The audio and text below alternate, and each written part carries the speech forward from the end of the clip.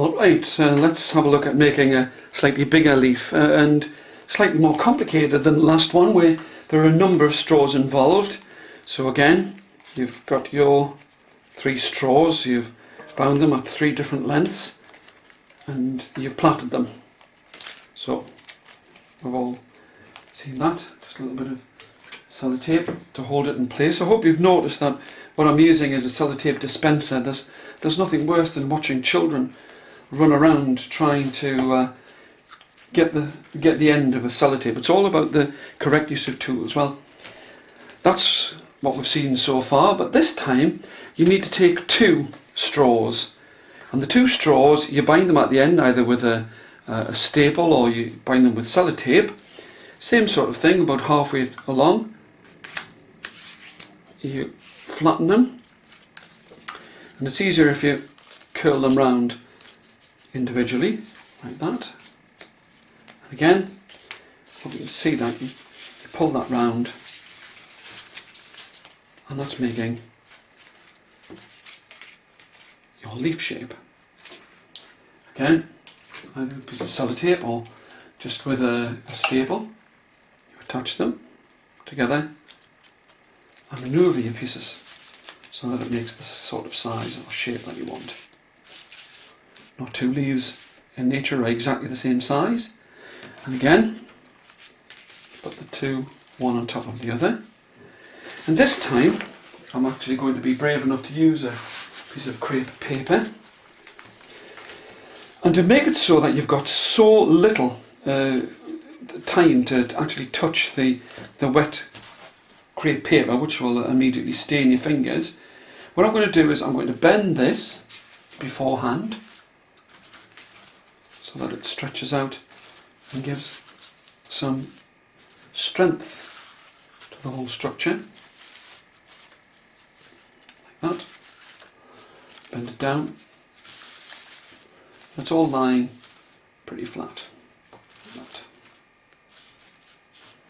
And this time, which is what I didn't do last time with the tissue paper, which is more malleable, I'm going to cut some snips on here. I don't know if you've noticed, but I have placed a separate piece of plastic on top of this so that I don't have to touch this. It does give the best effect, but unfortunately it is also the one that causes the most staining. So this is really not for the faint-hearted. You could try and think about using rubber gloves with your children. I'm just trying to make sure that you don't really have to touch this too much. Okay, there we've got that fairly centrally placed. PVA, just to make sure that you've got a good strong bond. Just a little bit there. Just on the side. The PVA will actually give this more rigidity rather than using too much of that. There you go. And again, I'll just take that piece out. You start to fold it over. Fold it over so that it catches onto the PVA. Don't worry too much about it fitting exactly. See, so far, so good. The PVA will actually go through the crepe paper. Hold this in place, because the second coat of what we're going to put on here is going to be the much cheaper and water-based cellulose.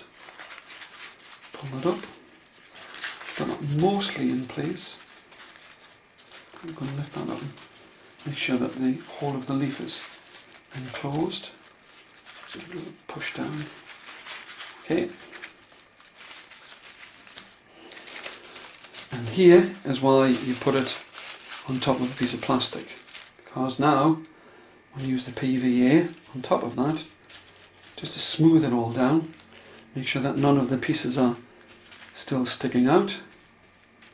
You've probably seen that the straws are splayed and holding the thing in place. All of the paper, like I say, try and touch it as little as possible. It does give a fantastic effect, especially when there's layer upon layer. That's it. So